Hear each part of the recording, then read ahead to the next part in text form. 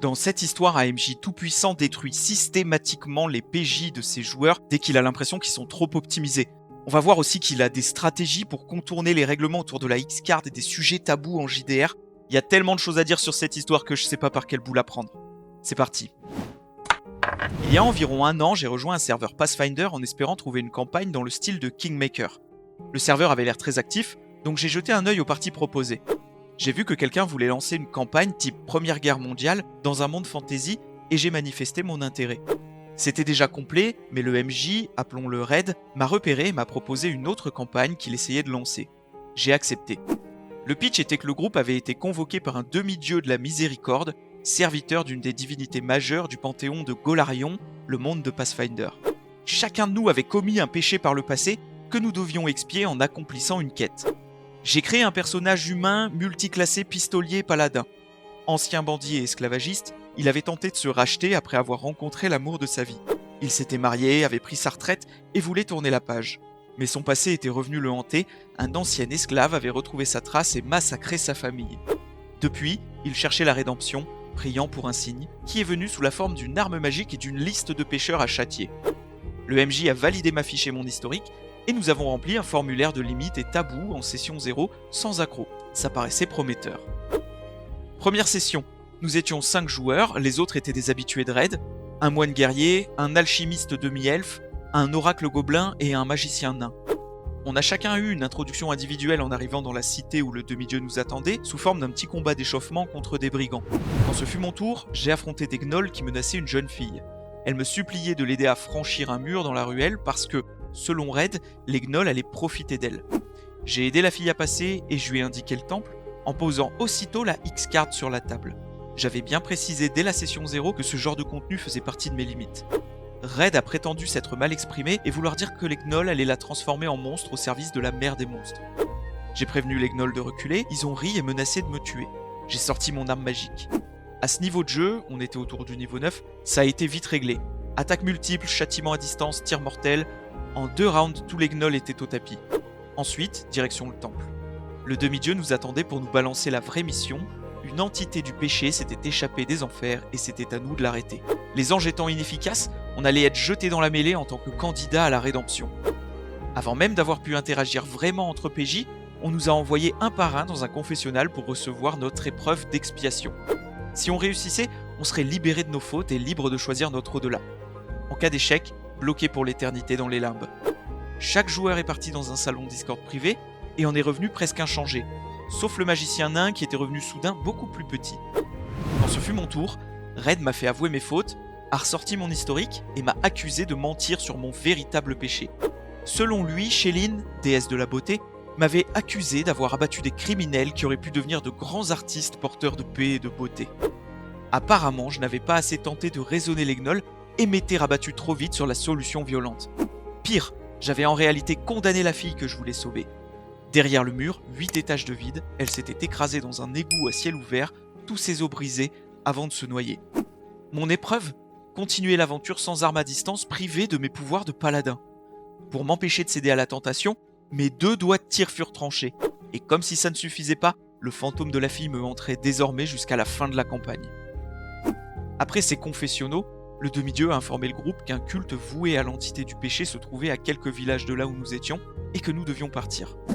Quand mon perso a demandé aux autres quelles étaient leurs épreuves, Red a soudain fait apparaître le demi-dieu qui a interdit qu'on en parle sous peine de damnation éternelle et qui a annoncé qu'il accompagnerait le groupe pour veiller à ce qu'on respecte les règles divines. J'ai alors parlé avec les autres joueurs hors RP, et leurs sanctions n'avaient rien à voir avec la mienne. C'était presque des pénalités symboliques. L'alchimiste qui avait laissé sa famille mourir à force de les négliger ne pouvait plus boire d'alcool. C'est tout. Et bien sûr, ça n'affectait ni ses mutagènes, ni ses bombes, ni ses sorts. L'oracle, trop indécis, voyait sa bénédiction, tirée au hasard à chaque session. Le magicien nain, renvoyé de son école après avoir lancé une boule de feu sur toute sa classe, avait juste été réduit en taille. Et le moine guerrier, lui, était un habitué des campagnes de raid. Il avait flairé le coup et avait carrément piégé Red en confessionnal pour que sa contrainte soit de ne pas utiliser d'armes conventionnelles. Sauf que son build reposait sur le combat improvisé, autant dire qu'il n'a rien perdu. Et il m'a prévenu, Red détestait les joueurs qui optimisaient leur perso et il les brisait systématiquement. Il m'a alors donné un conseil, faire mourir mon perso et en recommencer un autre avec 2 ou 3 niveaux de retard. J'ai confronté Red sur 2 points. Premièrement, le contenu à caractère sexuel avec les gnolls que j'avais explicitement mis en tabou sur le formulaire en session 0. Il m'a dit que les formulaires avaient donné un jaune sur ce sujet et que sa campagne traiterait de thèmes sombres, y compris sexuels. J'ai bien essayé de lui expliquer qu'on ne se servait pas d'un formulaire de limité tabou comme ça, mais il ne voulait rien entendre et m'a prévenu que si je devais sortir la X-Card trop souvent, ce n'était pas la bonne campagne pour moi. Ensuite, à propos du rééquilibrage de mon perso, réduit à un quasi PNJ sans niveau alors que les autres avaient des malus anecdotiques, Red m'a dit que sa campagne était centrée sur le roleplay et que les combats seraient légers. Il a insinué que je me plaignais parce que je min-maxais. Quand je lui ai demandé s'il avait vraiment lu mon historique avant de valider, il a fini par avouer que non, il était en retard sur la préparation, mais l'avait quand même validé. Il m'a alors proposé de créer un nouveau perso 3 niveaux plus bas. J'ai trouvé ça disproportionné et j'ai suggéré une pénalité plus proche de celle des autres. Il a refusé, insinuant que je remettais son autorité en cause et que cette campagne n'était pas faite pour moi si je continuais à contester. Un peu plus tard, j'ai reçu un message privé d'un joueur de sa campagne Première Guerre mondiale qui me prévenait. Gros railroading, combat déséquilibré et Goblin DMPC hyper sexualisé. J'ai partagé ça avec le groupe en rappelant aussi les bonnes pratiques pour les outils de sécurité. Red a réagi en m'insultant après avoir supprimé mes captures d'écran. J'ai même pas lu jusqu'au bout. Blocage, départ du serveur, signalement, rideau. Et psst, si t'aimes cette vidéo, tu connais la chanson. Un clic, un like, un rôdeur content. Merci. Alors, il y a tellement de choses à dire sur ce post que je le disais en intro, je sais pas par quel bout le prendre. Entre les tabous des joueurs qui sont pas respectés, la structure du scénario, les nerfs abusés, je sais pas vous, mais moi j'ai l'esprit qui part dans tous les sens. Alors j'ai pas beaucoup de temps, donc je vais juste me contenter de commenter cette histoire de min-maxing. En préparant la vidéo, j'ai voulu définir ce que c'était que le min-maxing et j'ai fait quelques recherches sur le net. Et je me suis rendu compte qu'on n'a pas tous la même définition. Il y a le cœur du concept qui revient toujours à chaque fois qu'on parle de min-maxing. On parle d'optimiser un aspect du personnage au détriment de tous ces autres aspects. Là où il y a un problème avec le terme, c'est que pour certains, un barbare qui choisit un historique d'érudit pour débloquer une maîtrise en arcane, c'est du min-maxing, puisqu'ils optimisent leurs stats au détriment de la cohérence de leur background. Pour d'autres, retirer des points d'intelligence pour les mettre en constitution ou en force sur un barbare, c'est déjà du min-maxing. Je pense qu'en fait, quand on cherche à faire l'équilibre entre les stats et l'histoire, le background et la cohérence de notre personnage, on n'a pas tous les mêmes objectifs ni tous les mêmes ambitions. Mais est-ce que c'est grave ? Moi je pense que non. Je pense que la manière dont ils veulent jouer, la manière dont ils veulent interpréter leur personnage, c'est quelque chose qui appartient aux joueurs. S'ils ont envie de faire beaucoup d'efforts en combat et très peu en roleplay, ou inversement, et si ça se ressent dans leurs stats, moi j'ai envie de dire c'est le problème des joueurs. Je pense que le seul vrai risque avec cette histoire de min-maxing, c'est de se retrouver avec une équipe qui est complètement déséquilibrée, avec un PJ ultra optimisé en combat et les autres qui suivent, avec tout le lot de frustration que ça peut engendrer. Et dans ces cas-là, je suis convaincu que c'est comme pour tous les problèmes en JDR, on se pose 30 minutes, on parle à cœur ouvert. Ah bah j'ai l'impression que la paladine de Faustine, elle défonce tout, et que vous êtes peut-être frustré parce que du coup, en combat, vous passez votre temps à la regarder briller quoi. Est-ce que je me trompe ou pas ?